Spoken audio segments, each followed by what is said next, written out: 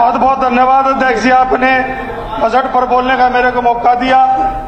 और आदरणीय मुख्यमंत्री जी ने वित्त मंत्री के नाते जब बजट को पेश किया गया तो इसमें पेश तो बहुत बड़ा है, बहुत बड़ी मोटी कापी हमारे को दी गई और लगभग 3 घंटे आदरणीय मुख्यमंत्री जी ने बजट पढ़ने का काम किया। लेकिन पूरा बजट हमने पढ़ा भी और सुना भी। पूरा बजट जब देखा तो पूरा बजट खोखला निकला। बजट के अंदर जब बजट देने की बात आई तो सभी विधायकों को 5 करोड़ रुपए 5 साल के लिए हल्के को देने का काम किया गया। इससे एक मंशा जाहिर होती है कि मुख्यमंत्री जी विकास चाहते हैं नहीं, विकास नहीं चाहते मुख्यमंत्री जी। विकास का एक झूठा नारा दिया गया।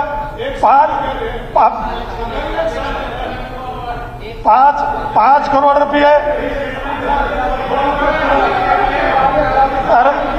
एक मिनट जो आ रहे सीएम साहब, एक मिनट।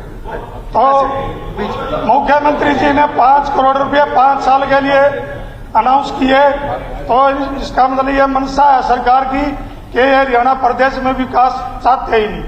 अगर मैं हमारे 10 साल की सरकार जब आदरणीय हुड्डा साहब मुख्यमंत्री थे तो 5 करोड़ रुपये तो हर गांव में, छोटे से छोटे गांव में 5 करोड़ रुपये विकास के दिए जाते थे।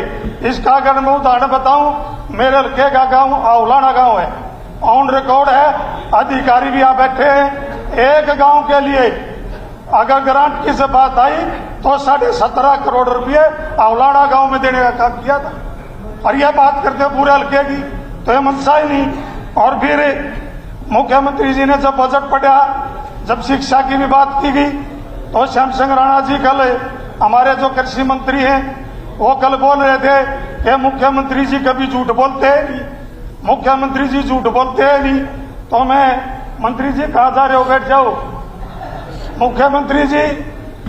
मुख्यमंत्री का पद बड़ा करोड़ीय पद होता है, मुख्यमंत्री के नाम बदले जाते हैं, लेकिन मुख्यमंत्री किसी भी प्रदेश का उसकी एक बात मुंह से निकली हुई एक बात उस प्रदेश के लोग भरोसा करते। लेकिन इस हरियाणा प्रदेश के पूर्व में मुख्यमंत्री रहे आदरणीय मनोहर लाल खट्टर जी, जब 2020 का चुनाव था हल्का बड़ौदा का, तो वहां बड़ी घोषणा की गई। वो भी जब बजट मैंने पढ़ा तो उस बजट में अब की बार भी चौधरी दयाराम जनता महाविद्यालय बनाने की घोषणा नहीं की गई। और हमारे शिक्षा मंत्री जी बैठे आदरणीय हैं, मैं मुख्यमंत्री जी तो चले गए उठ के, ये घोषणा मुख्यमंत्री की एक जबान है। मैं चाहूंगा कि इस बजट में मैंने जब प्री बजट था, जब भी मुख्यमंत्री जी ये कहा था कि जनता बुटाना को आप यूनिवर्सिटी बनाने का काम करें। और यह मांग मेरी मांग नहीं है अध्यक्ष जी, ये मेरी मांग नहीं है, ये घोषणा भी बीजेपी की सरकार की घोषणा है। मैं याद दिलाना चाहूंगा, मंत्री जी बैठे हैं कि इसको बनाने का काम करें जनता बुटाना यूनिवर्सिटी। और फिर मुख्यमंत्री जी की फिर बात आ गई। मुख्यमंत्री जी मनोहर लाल खट्टर जी जब मुख्यमंत्री थे तो गोवाना में रैली की 2017 में खिलाड़ियों की बड़ी बड़ी बातें की जाती है कि खिलाड़ी हमारे प्रदेश के बहुत बड़ा नाम रोशन करते। जब पदक की बात आवे तो 70% इस हरियाणा प्रदेश का युवा विदेशों में झंडा फहराने का काम करते हैं। अगर यह भी किसी की देन है तो आदरणीय चौधरी भूपेंद्र हुड्डा जी की देन है, जो पदक लाओ पदभाव की नीति लागू की, वो आज उसके नतीजे।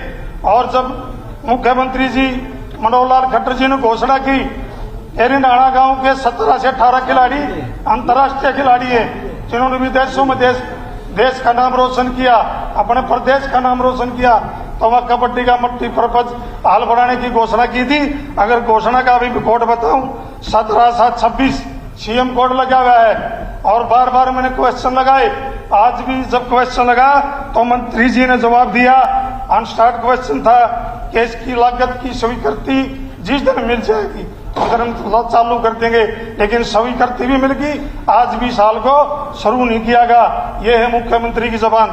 और हम अगर मैं बात करूं गोवाना पश्चिमी बाईपास की, तो जब बजट पढ़ा गया आदरणीय मुख्यमंत्री जी ने, तो पेज नंबर 61 पर कई शहरों के बाईपासों का जिक्र किया गया, चाहे अम्बाड़ा की बात हो, चाहे पेवा कुरुक्षेत्र की बात हो।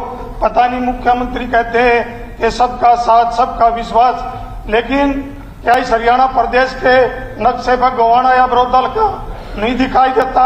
क्या ये क्षेत्र इस हरियाणा में नहीं है?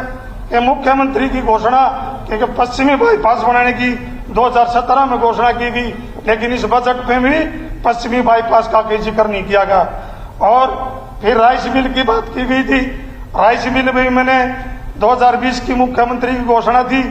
मैंने जब मंत्री जी से सवाल पूछा तो मंत्री जी ने कहा हम लगातार इस संपर्क में है, और मंत्री जी ने यह भी कहा कि ये इस घोषणा में है मुख्यमंत्री जी की में, लेकिन आज तक वो राइस मिल भी हल्का बड़ौदा में बनाने का काम नहीं किया गया। मैं कहना चाहूंगा कि मुख्यमंत्री की बात वो सच्ची होनी चाहिए। और ये IMT की बात, 10 IMTओं का जिक्र किया गया जब बजट आया, और बड़ौदा में तो 5 साल पहले IMT की घोषणा की गई, लेकिन इस बजट में हल्का बड़ौदा का कहीं जिक्र तक नहीं। ऐसा अन्याय इस हल्का बड़ौदा के साथ क्यों किया जाता है? क्या लोगों ने एक अच्छा विधायक चुना, एक अच्छे नेता के पक्ष में वोट डाली, आदरणीय चौधरी भूपेंद्र हुड्डा जी पर विश्वास किया? क्या इस बात का कोई पक्षपात किया जाता है? राहुल गांधी भी नेता हमारे इसमें क्या सके, लेकिन जब बात आती है IMT का भी कहीं जिक्र नहीं किया गया। और मैं अध्यक्ष जी आपके माध्यम से कहूंगा कि हल्का बड़ौदा में भी IMT बनाई जाए। और फिर बात आती है बेटी बचाओ बेटी पढ़ाओ की।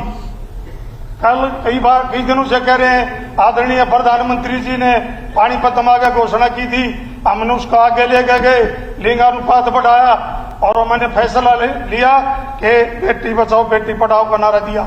लेकिन मैं बताना चाहूंगा असली बेटी बचाओ और बेटी पढ़ाओ की बीजेपी की सरकार की कहानी 2020 में आदरणीय अध्यक्ष जी बड़ौदा गांव में और भैंसवाड़ा गांव में जो 20 किलोमीटर की बात करते हैं कि हर 20 किलोमीटर पर महिला कॉलेज होगा, लेकिन बड़ा दुर्भाग्य है कि महिला कॉलेजों की क्लास तो लगा दी गई। चाहे बड़ौदा गांव की बात हो, एक हाँ जी करो बात। जी, आपने कन्या कॉलेज की जो मांग की थी उसकी जमीन ग्राम पंचायत ने मैंने कल ही फाइल आपकी निकाल दी। चलिए अध्यक्ष जी, एक बात की और क्लियर करता हूँ, एक बात की क्लियर करता हूँ। मंत्री जी सुन ले, यह मांग मेरी कौन थी? घोषणा भी बीजेपी की थी, जो आज तक सुन तो लो अध्यक्ष जी। हल्का गांव बड़ौदा की बेटियां 10 दिन पहले वहाँ मीडिया को बुलाकर फोटो भी आई है, और उन्होंने मांग भी की कि आज भी हम स्कूल की एक बिल्डिंग में क्लास लग रही है, जिसकी स्कूल की बिल्डिंग भी डैमेज दिखा दी गई, लेकिन आज तक उस कॉलेज की बिल्डिंग बनाने का काम नहीं किया गया। इसीलिए भैंसवाड़ा गांव में भी महिला कॉलेज का जिक्र किया गया। आज उनकी क्लास भी एक स्कूल के प्रांगण में लगती है, जो कि मैं कहना चाहूंगा कि जो बेटी बचाओ बेटी पढ़ाओ की जो बात की है, दोनों चाहे भैंसवाड़ा की बात हो, बड़ौदा गांव की बात हो, मंत्री जी उसमें कॉलेज की बिल्डिंग बनवाने का काम करें, ताकि बेटी बचाओ बेटी पढ़ाओ की कुछ हद तक अगर आप बात पूरी कर सको तो करनी चाहिए।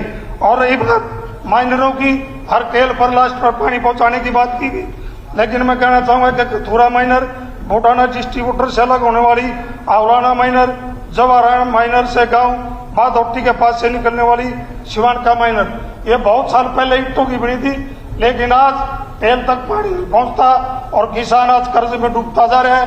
मैं कहना चाहूंगा कि इस बजट में भी कहीं जिक्र नहीं किया गया, तो इनको रीमॉडलिंग करने का काम करें। और मेरे हल्के के बहुत सारे 6 क्रम के रास्ते हैं, उनके भी पक्का करने का काम किया जाए।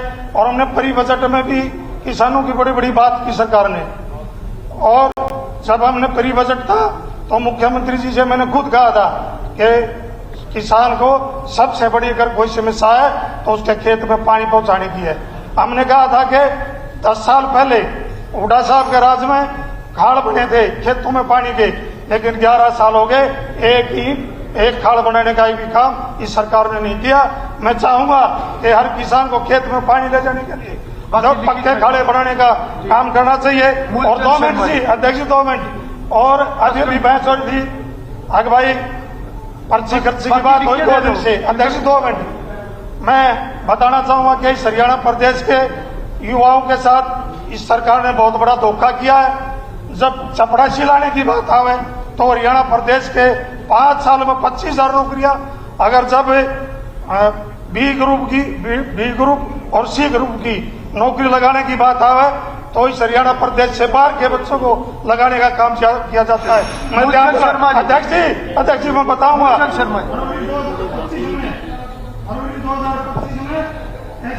अध्यक्ष जी आपने मुझे बोलने